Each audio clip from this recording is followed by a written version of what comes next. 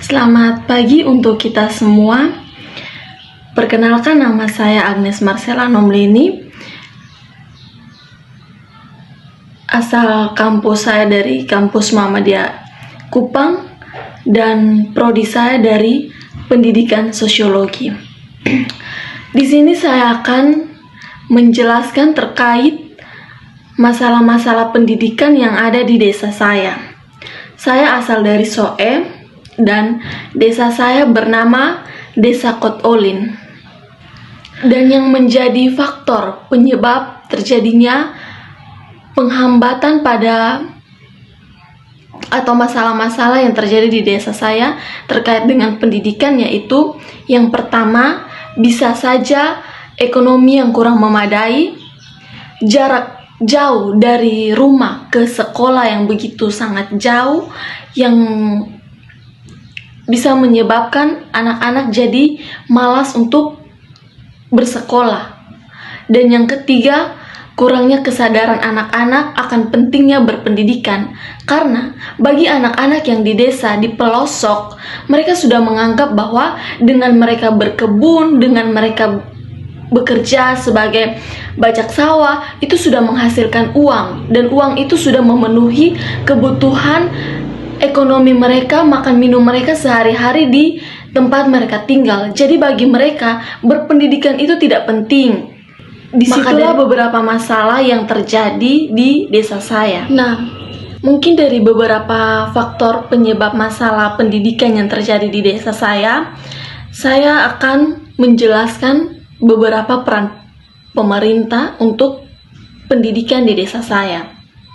Yang pertama, pemerintah membantu ekonomi sekolah dengan dana bantuan operasional seperti dana BOS bagi setiap siswa yang ada di sekolah. Pemerintah juga membantu pembangunan sekolah yang ada di setiap daerah agar anak-anak bisa sekolah, dan membantu pembangunan juga jangan terlalu jarak jauh dengan rumah anak-anak, karena takutnya itu juga jadi suatu alasan faktor untuk anak-anak jadi malas sekolah. Dan yang ketiga dari saya, mengadakan kegiatan pelatihan seperti IKM, IHT, atau workshop untuk menumbuhkan kesadaran anak akan penting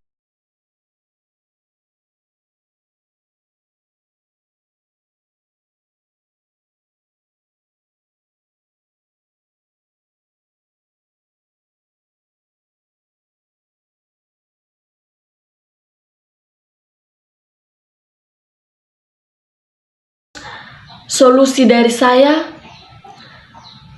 sebagai calon pendidik di masa depan yang akan datang, saya memberikan solusi sebagai berikut.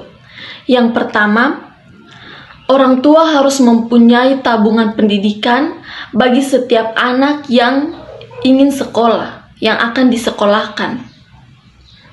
Bagi orang tua yang menerima bantuan seperti PKH, KIP, dan lain-lain, harus benar-benar dimanfaatkan untuk keperluan sekolah anak, bahkan untuk keperluan lain seperti membeli anak seragam, sepatu. Dengan seperti itu juga dapat membantu mendorong anak akan keinginan untuk sekolah, karena dia sudah melihat bahwa orang tuanya sudah berusaha untuk membeli sepatu, membeli pakaian, membeli buku.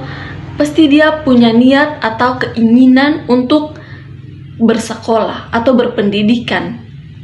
Dan yang kedua dari saya untuk solusinya, bagi anak yang jarak rumahnya jauh dari sekolah, bisa membuat surat keterangan di desa setempat untuk dapat bersekolah di wilayah atau zona dengan tetangga yang ada di satuan pendidikan, sehingga anak bisa mengikuti dan memperoleh pendidikan dengan baik dan maksimal.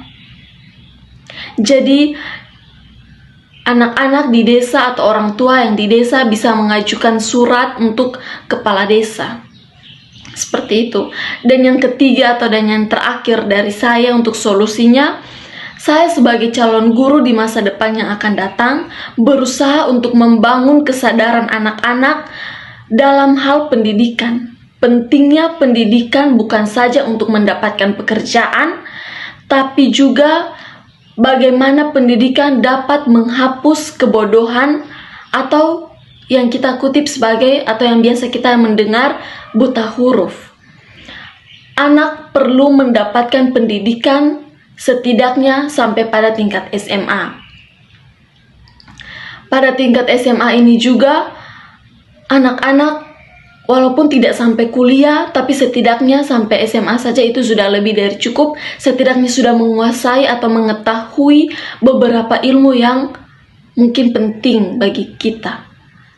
Ya, setidaknya membaca, menghitung untuk keberlangsungan hidup ke depannya. Mungkin dari saya sekian untuk penjelasan saya atau materi tugas yang sudah diberikan kepada saya.